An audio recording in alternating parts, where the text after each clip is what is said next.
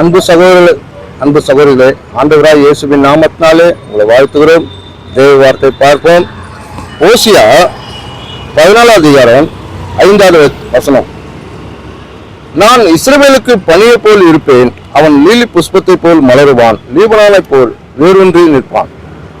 அப்படியாக இன்றைக்கு ஆண்டவர் சொல்கிற வார்த்தை, உங்கள் குடும்பத்துக்கு அவர் பனியை போல இருப்பார். உங்க குடும்பத்துக்கு அவரை இறக்க பாராட்டுவார். உங்க குடும்பத்துக்கு பெரியான நன்மை செய்வார். எங்க குடும்பத்துக்கு ஒண்ணுமே செய்யல நினைக்காதீங்க, என் வாழ்க்கையை ஒண்ணுமே செய்யல நினைக்காதீங்க. ஆண்டவர் சொல்கிறார், நான் இஸ்ரவேலுக்கு நான் பனியை போல இருப்பேன். ஒரு பனி காலையில பார்க்கும்போது பாத்தீங்கன்னா வெளியே வந்து பார்க்கும்போது தன் உடம்புல வந்து படும்.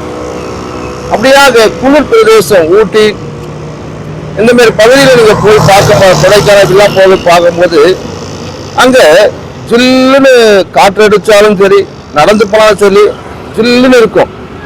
அந்த பனி அங்க காணப்படும். அப்படியாக ஆண்டவர் இன்றைக்கு உங்கள் குடும்பத்துக்கு தேவன் பனியை போல இருப்பார்.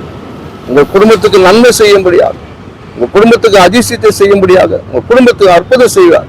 இன்றைக்கு ஆண்டவர் நன்மை செய்வார். இன்றையே கண்ணீர் துடைக்கப்படும். இன்றைய துக்கத்தை மாற்றி போடுவார். கவலைப்படாத, தேவன் உன்னை ஆசீர்வதிப்பாராக. ஆமென்.